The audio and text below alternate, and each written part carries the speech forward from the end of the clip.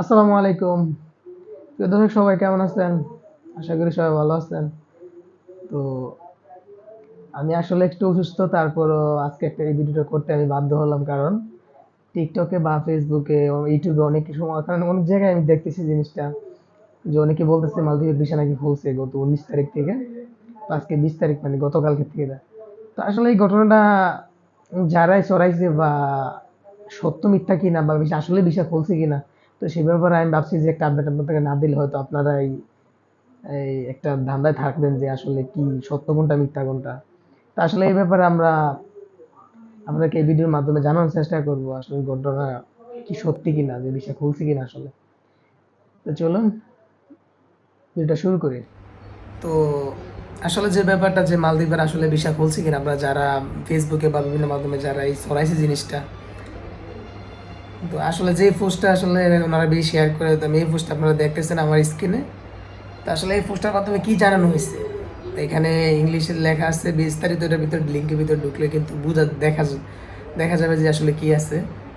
তো আমি আসলে বিষয়টা নজর আছে আজকে সকালে, তা আমি আসলে বিস্তারিত সেটা পড়ছি, পড়ার পর দেখলাম যে তারা মালদ্বীপ ইমিগ্রেশন, ওনারা আসলে এই পোস্টের মাধ্যমে যেটা বুঝাতে চাইছেন যে মালদ্বীপের অবস্থানরত সকল যারা আসলে বাংলাদেশি আছে বা বিদেশি যারা আছে, তো তাদের অনেক সময় দেখা গেছে যে তারা আসার পর এখানে শুধু ইয়ার জন্য ভিসা স্ট্যাম্পিংয়ের জন্য পাসপোর্ট জমা দেয় মালিকে, জমা দেয়া তারপর দেখা গেছে 15 দিন 20 দিন, এমনকি 25 দিনও লাগে যায় যে স্টিকার মারার পর পাসপোর্ট হাতে পাইতে, মানে পাসপোর্টে তারা বুঝে দিতে পারে না ঠিক মতো।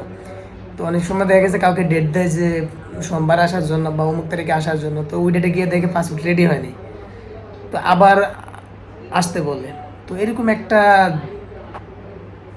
একটা ঝামেলাতে পড়তে হয় অনেকেরা। তো প্রত্যেকদিন ইমিগ্রেশন অফিসে প্রত্যেকদিন লোক গিয়ে পাসপোর্টের জন্য দাঁড়ায় থাকতে হয়, অপেক্ষা করতে হয়, অনেক ঝামেলা। তো সেই ব্যাপারটা নিয়ে তারা আসলে আলোচনা করে, তারা আসলে একটা এই পোস্টের মধ্যে তারা এটাই জানাইছে যে তারা একটা অ্যাপ তারা বানাইছেন, তারা একটা একটা অ্যাপস তারা মানে তৈরি করছেন। ওই অ্যাপসের মাধ্যমে আপনারা ঘরে বসেই আপনারা সব কিছু করতে পারবেন। আপনার বারবার ইমিগ্রেশনে চেক করা লাগবে না যে আসলে আপনার পাসপোর্ট রেডি হয়েছে কি না।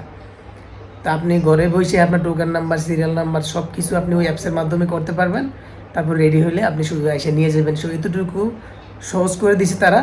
আর এটাই এই পোস্টে বলা হয়েছে। কিন্তু আমরা এমন এক মানে অবাগা জাতি, আমরা এমন এক সভ্য জাতি যে আমরা মানে কিছু না বুঝে এত যে ফালাই বলার বাইরে। মানে কি আমি বুঝি না, বা মানুষ মানে না বুঝে কি ফালায় নাকি বুঝে ফালায় আমি সেটা জানি না। তো তারা বলে না এখানে যে ভিসা খুলছে, তারা এটা বলে না, এই পোস্টের মাধ্যমে তারা এটা জানান দেয় নাই যে আসলে ভিসা খুলছে মালদ্বীপের। তো মালদ্বীপের ভিসা এখনো খোলে নাই। কেউ এইসব কথা কান দিবেন না, এসব কথা কানার দরকার নাই। এটা শুধু এদেশের মানুষের জন্যই, বা এদেশের মালিকদের জন্য, যারা মালিকের দেখে যারা লোক আনছে, যাদের লোক আছে, তো তাদের সুবিধাতে তারা, কারণ তাদের একজন মালিকের 5-6 জন বা 10 জন 20 জন 20 লোক থাকে। তো এই 10-20টা পাসপোর্ট উনি যদি 10 বারে গিয়ে আনতে হয়, তাই ওনার জন্য একটা কষ্ট হয়ে যায়। তো সেই জন্য ওনাদের সুবিধার্থে এটা করছে অ্যাপসের মাধ্যমে। এখন থেকে ঘরে বসে ওনারটা উনি সমাধান করে, তারপরে শুধু আইসা সব কিছু কমপ্লিট হলেও অ্যাপসের মাধ্যমে জানতে পারবে, আইসা শুধু পাসপোর্টটা নিয়ে যাবে। তো এই সুবিধাটা শুধু এই দেশের লোকেদের জন্য করছে। তো আমাদের বাংলাদেশের লোকের জন্য কোনো সুবিধা না এটা, বা ভিসাও খোলে নাই, ভিসা খোলার কথাও বলে নেই। তারপরে বাংলাদেশ যারা আছেন তারা এসব কথা শুনে কান দিয়ে লাভ নেই। বিস্তারিত শুনলে অবশ্যই আমরা জানাবো, বা আপনারা বিভিন্ন মাধ্যমে জানতে পারবেন। এসব ফালতু খবর কানে দিয়ে কোনো লাভ নেই আপনাদের। তো আশা করি বুঝতে পারছেন, এতটুকু আমার বলার ছিল। আমি খুবই অসুস্থ, আমার জন্য সবাই দোয়া করবেন।